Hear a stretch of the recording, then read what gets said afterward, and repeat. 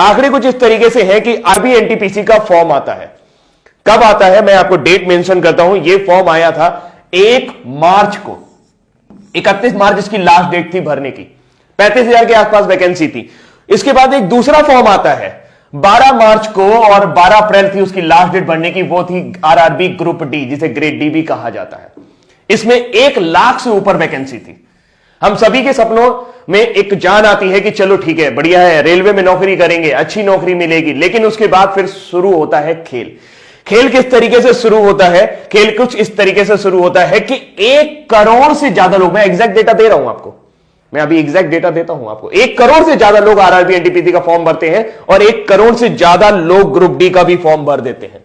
अगर आप देखें तो 1,26,30,885 लोगों ने एनटीपीसी का फॉर्म भरा हुआ है और 1,15,67,248 लोगों ने आपका ग्रुप डी का फॉर्म भरा हुआ है।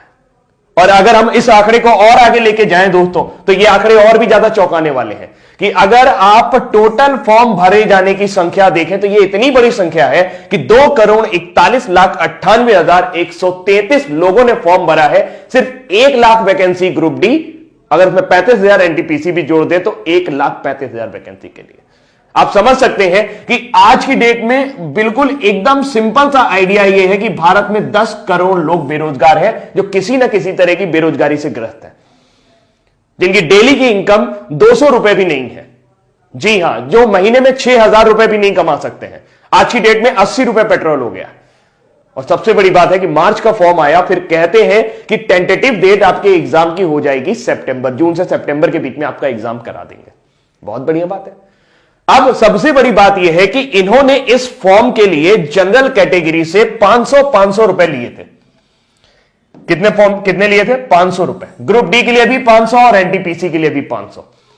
अगर मैं मान लेता हूं सारे जनरल लोगों ने भरा होगा तो यह मैक्सिमम अमाउंट पहुंचता है 1200 करोड़ रुपए, 1,200 करोड़ रुपए।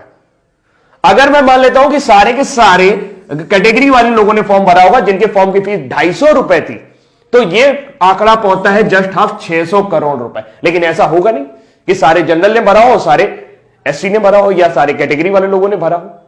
तो मैं एक आंकड़ा मान लेता हूं कि कम से कम सरकार के पास 1,000 करोड़ रुपए के आसपास होना चाहिए, जो उनके पास मार्च और अप्रैल 2019 के दौरान आया था। मार्च अप्रैल 2019 बीते हुए लगभग 1 साल होने जा रहा है, फरवरी आने वाली है और एग्जाम की डेट का अभी भी कोई पता नहीं। मेरा दिमाग तब खराब हुआ या मुझे गुस्सा तब आई जब कई सारे मेरे स्टूडेंट जो मुझसे पढ़ रहे थे वो ये कल कह रहे थे कि सर एग्जाम का पता ही नहीं चल रहा है कि कब होगा, क्या करें, आत्महत्या कर लें क्या? दोस्त, कमजोर नहीं होना, हम आत्महत्या नहीं करेंगे। क्यों करेंगे भाई आत्महत्या? हमारे जो 500 रुपए हैं, जो 250 रुपए हैं, वो इन लोगों ने दे रखे हैं और 1,000 करोड़ रुपए इनके पास है और ये एक वेंडर डिसाइड नहीं कर पा रहे हैं। एक वेंडर, इनको एक वेंडर नहीं मिल रहा जो एग्जाम कंडक्ट करा सके। धारा 370 हटानी होती है, 1 दिन में हट जाता है। एनआरसी सीए लाना होता है, 1 दिन में आ जाता है।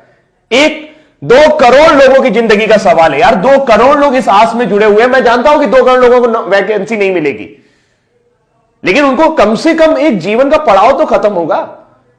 जो दिन भर वो टेंशन में रहते हैं कि तैयारी करनी है, तैयारी करनी है, तैयारी करनी है। दुनिया भर के कोचिंग वाले, दुनिया भर के चैनल वाले सब उनको बेवकूफ बनाने की कोशिश कर रहे हैं और लगातार उनसे पैसे ऐंठ रहे हैं। एक बैच शुरू होता है, फिर दूसरा बैच शुरू होता है, फिर तीसरा बैच शुरू होता है। बैच खत्म होने का नाम नहीं ले रहा है और नौकरी आने के नाम नहीं ले रही।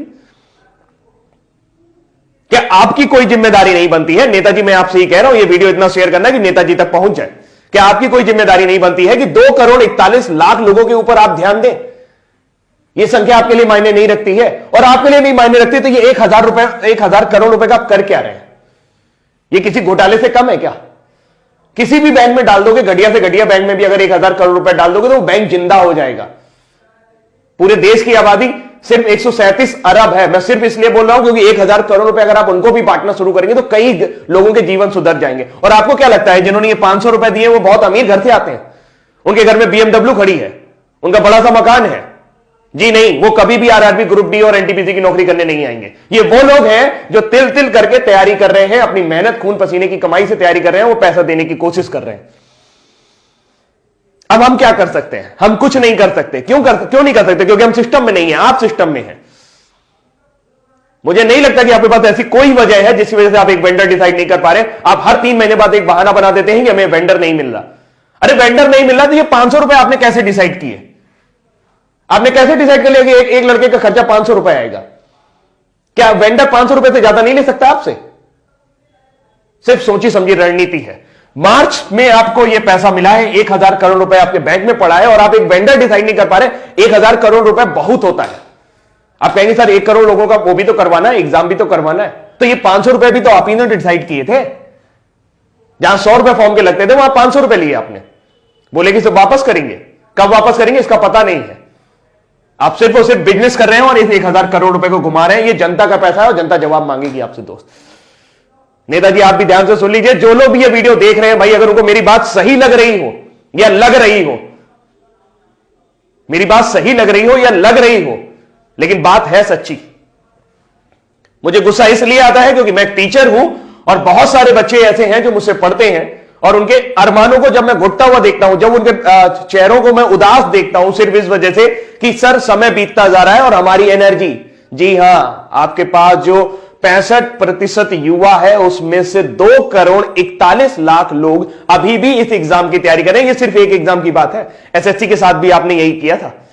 लोगों के एक साल आपने बर्बाद कर दिया और इस तरीके के कई साल आप बर्बाद कर रहे हैं। उत्तर प्रदेश में एक वैकेंसी और लटकी पड़ी है 69,500, उसमें भी कोर्ट केस चल रहा है। अरे जब नौकरी देनी नहीं होती तो निकालते क्यों है यार?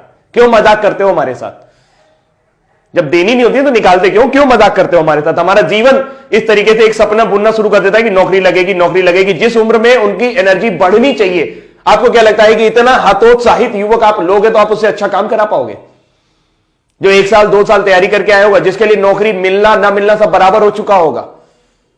अरे कोई प्लानिंग ही नहीं है यार। बड़े बड़े आईएएस बैठे हो आप लोग, इतना सारा आईएएस भरा पड़ा है, सब जिसको देखो वो बहुत ऊंची ऊंची पोस्ट पे, वो लोग बढ़िया गाड़ी से चल रहे हैं, बढ़िया बंगले से घूम रहे हैं, सारा सब कुछ उनका जीवन सुलभ है। उनको इनकी फिक्र नहीं हो रही, किसी को इनकी फिक्र नहीं हो रही। 2 करोड़ लोग, ओ माय गॉड, इतनी बड़ी जनसंख्या है 2 करोड़, कुछ कहने को नहीं। अगर अपने दम पर आ जाएगी ना तो आप परेशान हो जाओगे, आपका सिस्टम मिल जाएगा पूरा। बहुत बुरा है, बहुत बुरा है। भावुक हूं मैं, बहुत ज्यादा बुरा है। अभी के लिए इतना ही रखता हूं, लेकिन उम्मीद करता हूं कि मैसेज आपको मिल गया होगा। इस वीडियो को इतना ज्यादा शेयर करिएगा कि सबके पास तक पहुंच जाए, खासकर